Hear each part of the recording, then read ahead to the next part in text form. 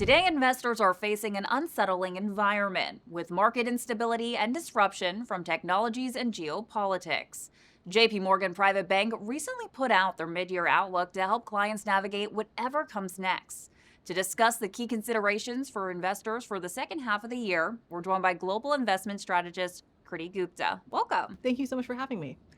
Kriti, what are the three main themes from this year's mid-year outlook? Well, three that I think are resonating with a lot of people. We're starting off with global fragmentation. This one's really important. We're coming off of a world that is incredibly economically intertwined. And now there's a new impetus to really create kind of security, create defense, and create independence, maybe pushing away a little bit from historical alliances.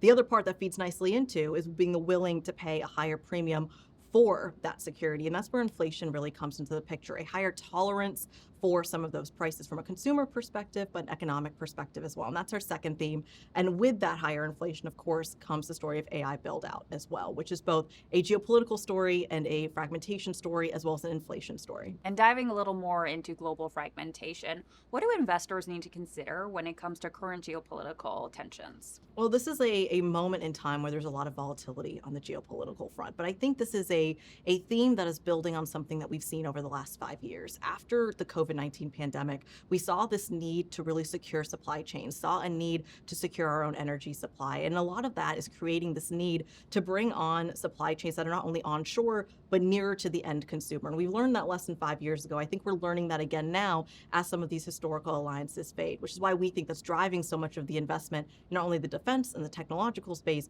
but the energy space as well. And the energy price shock you just mentioned is impacting inflation. Can you talk more about that and what it could mean for consumers? Well, it's coming at a moment that is so significant for the average American, especially because historically oil shocks come with a little bit of a scare factor. We have images from the 1970s. We have inflation scares from a couple of years ago as well. But I have to say, this moment in time, Americans are perhaps the most financially secure they have been in decades. And that's important because it means that they can navigate the energy shock in a way they maybe couldn't have 5 or 10 years ago. You are seeing massive deleveraging, a lot of paying down of student loan, mortgages, credit card loan, not to mention really taking advantage of stimulus from years prior, but also massive spend coming from the government today.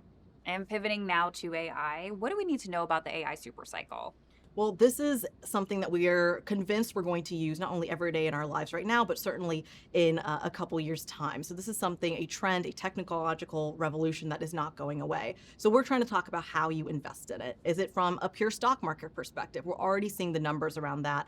12% is the figure we came in this year in terms of earnings growth. We are already in just the first quarter seeing numbers of somewhere between 20 and 30%, depending on how you calculate it. But it goes further than that. The private markets are such a big part of that story because so much of the funding isn't coming from the public markets anymore. It's coming from people who want to get in on the data center, the infrastructure, the energy trade associated with it, and they can do it through the growth of private markets.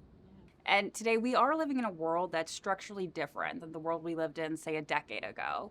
So are there any questions investors should be asking themselves? Well, I think they should take the approach that we took when we put the outlook together, which is just envisioning what the world looks like in 10 years' time. And we think that in 10 years' time, it's the same story. We think AI is going to be a big part of our lives. We don't think that's going anywhere. We do think that the world's going to be more fragmented, maybe a little bit less economically intertwined. And we think that that is creating a massive investment tailwind within regional markets to invest in that kind of security. And we think, as I said, the idea of needing to do that is actually creating a tolerance for higher prices across the board.